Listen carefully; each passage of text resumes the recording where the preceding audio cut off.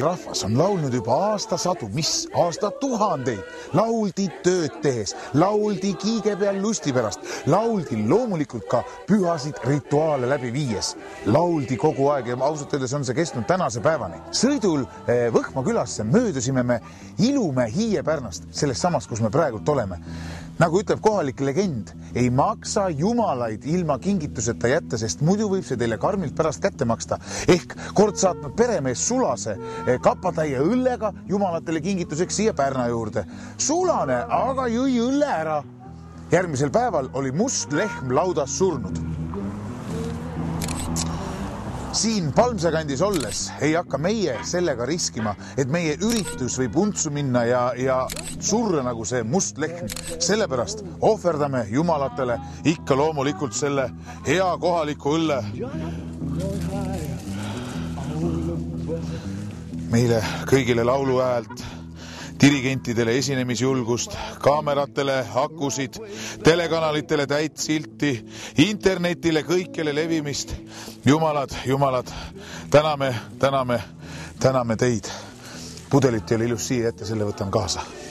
Nii võtnud siis uue linnalegendi järgi keegi Arlet Palmiste paluda Palmsekandis Võhma laulukoorile ja kogu Eesti rahvale õnnistust suureks ühtelaulmiseks.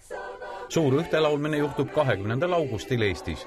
Ühes ilusas kohas Eestimaa keskel esitab segakoor meie armastatud dirigentide juhtimisel 8 tuntud laulu. Sellest teeb otseülekande Kanal 2.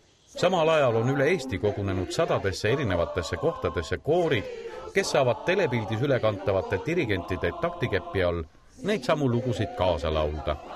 Nendest kooridest tehakse omakorda internetiülekanne ja kuvatakse Tallinnas suurele ekraanile.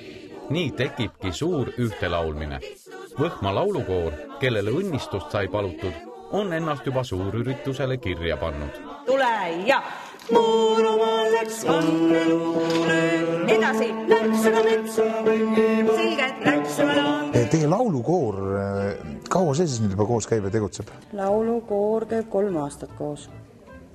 Vähe küll? Jaa, aga kõigepealt käisime punklaulu peal, siis käisime öölaulu peal ja siis käisime suurel laulu peal ja nüüd läheme ühte laulma. Ma laulan mättal mäe peal ja õhtul hilja õues. Õhtul hilja õues. Et meil siin majas ei ole internetti, aga vallavanem arvas, et... Kuulsite, Eestimaal on veel kohti, kus ei ole internetti. Vallavanem arvas, et see ei ole mingi kunstkõusi ja sisse panna. Läks aga metsa mängima, läks aga laande lauluga, läks aga metsa mängima. 20. augustil möödub 19 aasta Eesti taassünnist. Tähistame seda päeva kõik koos rõõmsalt. Täna olime siin Võhmas, siin toimub pidu igal juhul. Minge ka teie elion.ee/laulmine. Pange oma laulupunkt sinna kirja ja osalege meie suurüritusel. Läks aga metsa mängima,